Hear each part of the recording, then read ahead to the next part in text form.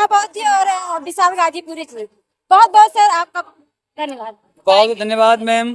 Sir क्या कहना चाहेंगे, आज के दिन है 25 दिसंबर 1927 को बाबा साहेब ने मनु का जो विधान था, जो मनु स्मृति में जो लिखा था, उसको ध्वस्त किया।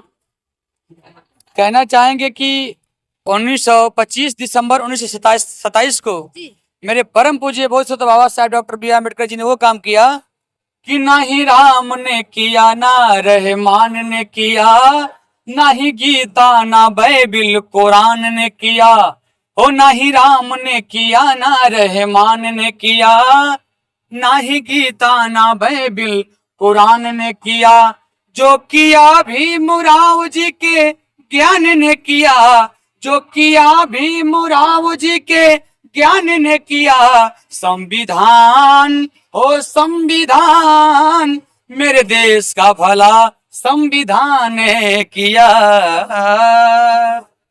सर जिस मनु का जो विधान था, जो जलाए थे, उसमें ऐसा क्या ग्रंथ, मतलब महिलाओं के लिए या दलित शोषित वंचितों के लिए क्या ऐसा लिखा था कि बाबा साहेब को पुस्तक जलानी पड़ी? देखिए उस मनुस्मृति को जो पढ़ने वाले लोग हैं, मनुस्मृति में एक भी शब्द महिलाओं के लिए नहीं था। यहाँ तक कि सपना जी बताती हैं कि ढोल गमार शूद्र पशु नारी ये सब ताड़न के अधिकारी, और इसको हम लोग भी पढ़े हुए हैं। और उस मनुस्मृति में इस देश के समाज के लोगों की, महिलाओं को, इस देश के जिनको लोगों ने शूद्र बना कर रखा, चाहे यादव, चाहे पासवान, चाहे कुशवाहा, चाहे चमार के, चाहे खट्टी, चाहे पासी, उन लोगों ने शूद्र बना कर रखा। और शूद्रों को पढ़ने की आजादी नहीं, न उनको शुद्ध भोजन करने की आजादी, न शुद्ध कपड़ा पहनने की आजादी, यानी कि पशु से बदतर जिंदगी जीने से लोगों ने मजबूर कर दिया था। लेकिन धन्य मेरे परम पूज्य बाबा साहब डॉक्टर बी आर अम्बेडकर कि आपने एक ऐसा पुस्तक लिखा, जिस पुस्तक का नाम, जिस दस्तावेज का नाम है इनहेलेशन ऑफ कास्ट, जाति पाति का विनाश। और लिख करके बाबा साहब ने साबित कर दिया कि इस देश में जाति पाति नहीं, बल्कि इस देश की हम लोग, और उन्होंने भी कहा, लिखा कि बुद्ध और उनका धम्म, लिख करके कहा कि हम इस देश में चमार, खटिक, पासी, दुल्हार, कुमार, कुशवाहा नहीं है। इस देश के मूल निवासी बौद्ध हैं, और बौद्धों को कोई जाति नहीं होती है। और समता, स्वतंत्रता, न्याय और बंधुत्व की लड़ाई लड़ते लड़ते हम सबको बराबरी का अधिकार दिए बाबा साहब। सपना बहुत जी क्या कहना चाहेंगी, आज का जो दिन है वो बहुत ही महत्वपूर्ण है, खासकर महिलाओं के लिए और शोषित, दलित शोषित वंचितों के लिए, क्या कहना चाहेंगे इस अवसर पर? कहना क्या है, धन्यवाद है हमारे बाबा साहेब का, और करोड़ों बार नमन करना चाहूंगी कि शायद आप नहीं होते तो शायद ये महिलाओं की जिंदगी, आज जो आप कोट पैंट पहन के खड़ी हैं, माइक लेके खड़ी है मेरे सामने, आज मैं जो कोट पैंट में हूँ, शायद ये हम लोग की स्थिति नहीं होती। तो धन्य है मेरे बाबा साहेब जो आप मनुस्मृति को जलाकर और इस देश में महिलाओं को एक सम्मान जो है देने का काम किया हमारे बाबा साहब। मैम जानना चाहूंगी, बाबा साहेब 25 दिसंबर 1927 को मनुस्मृति का दहन किए थे, उसके बाद बाबा साहेब लगभग 10-11 साल तक जीवित थे, कभी नहीं मनुस्मृति का दहन किए। लेकिन आज अक्सर देखा जाता है, हर साल लोग मनुस्मृति दहन दिवस मनाते हैं, मनुस्मृति जो पुस्तक है उसका दहन करते हैं। क्या लगता है कि मनुस्मृति का दहन करना ठीक है?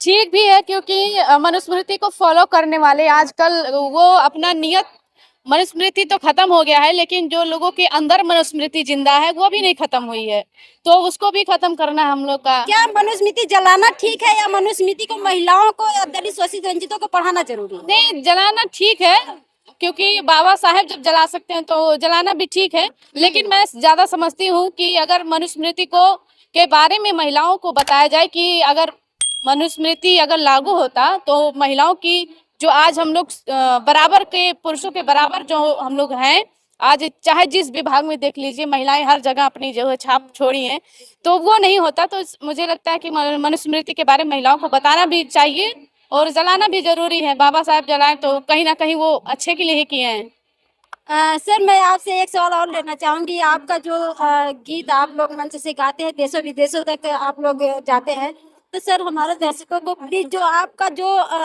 मेन जो फेमस हुआ है गीत, उसको आप। वो गीत वही है, देश बेचवा के लिए हमने गाया था एक गाना।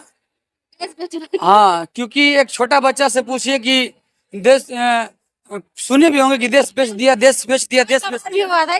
हाँ, एक छोटा बच्चा से पूछे कि देश को कौन बेच दिया, तो एक छोटा बच्चा बताता कि देश को मोदी बेच दिया। इससे पहले क्या बेचते थे? चाय बेच रहे थे। तो हमने कहा कि भाई प्रधानमंत्री मोदी जी जब प्रधानमंत्री थे चाय बेच रहे थे, अब प्रधानमंत्री बनते ही देश बेचने लगे, तो मैंने उनका दो नाम रखा था, एक भोजपुरी में देश बेचवा हिंदी में नाम रखा था देश विक्रेता। तो मैडम सपना जी के साथ में है।